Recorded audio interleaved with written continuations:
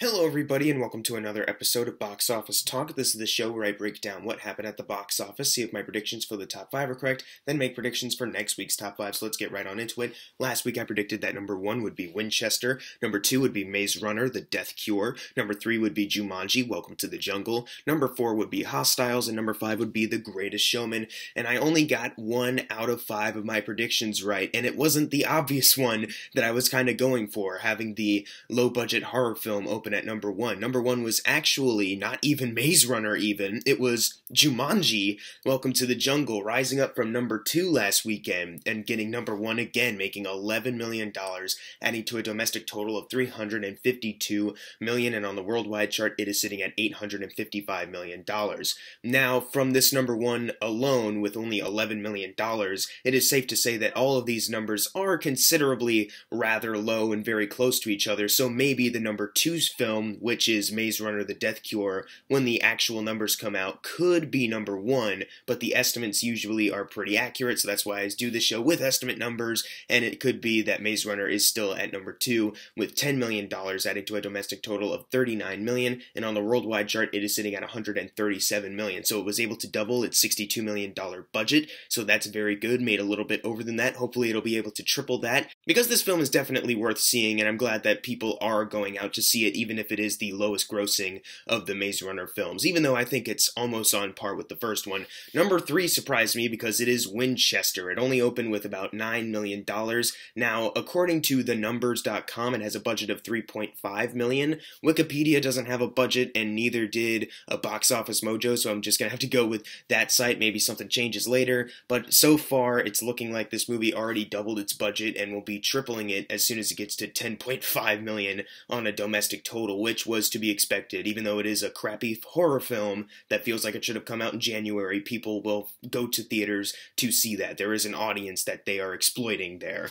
Number 4, however, is the same number 4 as last weekend, and that is The Greatest Showman, making $7 million, adding to a domestic total of $137 million, and on the worldwide chart it is sitting at $271 million. It's getting very close to $300 million, and at this point I'm thinking that before it leaves the top 10 entirely, it will get to $300 million worldwide. And I still haven't seen the movie yet, but from this response here, not opening so well on its opening weekend to becoming a very high-grossing film, that obviously means something. Like, there's audience members that are appreciating this film out there, even if the critical response wasn't too positive at first. Number 5 is Hostiles, making $5.5 million, and that adds to a domestic total of $21 million. Now, the budget, it kind of went down. I believe last weekend I said it was like $50 million, but they updated it and said it was like $39 million, so it needs to get to $78 million to be considered a success on the doubling point, but that's still not very close considering its domestic total, so you can still say that this is a flop, like, very obviously so. Number 6, however, not a flop, The Post, making $5.2 million, adding to a domestic total of $67 million, and on the worldwide chart it is sitting at $107 million, able to double its $50 million budget. Very good for this film that I really enjoyed. Obviously, it's got some Oscar attention, so people are going out to see it, and it was finally able to double its $50 million budget this weekend. Very good for that film. Moving on to number 7, however, which won't be doubling its budget, I think, is 12 Strong, making $4.7 million this weekend, adding to a domestic total of $37 million, and on the worldwide chart it is sitting at $46 million.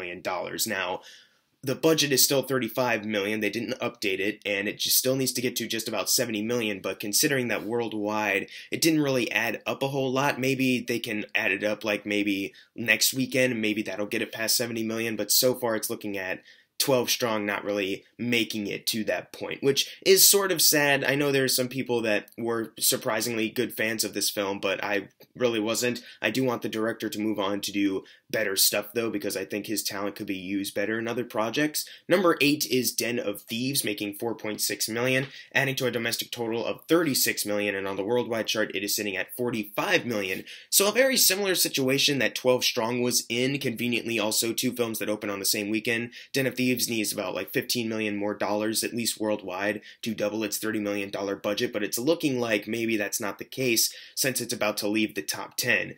Maybe it'll still be here, maybe 12 Strong will still be here, no sure way of knowing, because these films are kind of interchangeable as far as what they make and what spots they are. Like, they've literally been like next to each other the entire time, I think.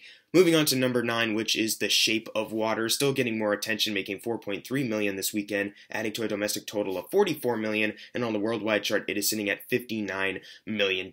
So happy that people are out there still supporting this film, even though it isn't like top 5 or anything. Like, I'm just glad that this movie was able to make its budget back and make a little bit more than that, because this is definitely a film worth seeing. And number 10, closing it off, Paddington 2, making $3 million, adding to a domestic total of $36 million, and on the worldwide chart, it is sitting at $195 million, nearing close to that $200 million margin worldwide. Maybe it'll get there once it leaves the top 10. Unfortunately, I won't be able to report on it when it does, but very good for this film that I'm hearing is very good. I still need to see it, however, so I don't really have that much to say.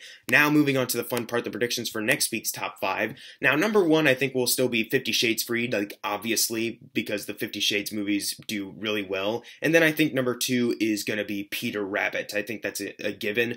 Then I'm going to say number 3 is the 1517 to Paris. And I was really thinking about this because it is the Super Bowl weekend. You have some people that won't be going to the theater today, at least, because of the Super Bowl. But I'm thinking that the numbers for my number 4, which is Jumanji Welcome to the Jungle, will still be a little lower than the 1517 to Paris. And then closing out the top 5, Maze Runner, The Death Cure. But what are your predictions for next week's top 5? Leave it in the comments below. And if you got your predictions right for this week, you're going to get a shout out right now. Unless you didn't get it right, then I'm sorry. And as always, thank you guys for watching. Make sure to subscribe. I'm Jackson Fulcher. See you guys next time.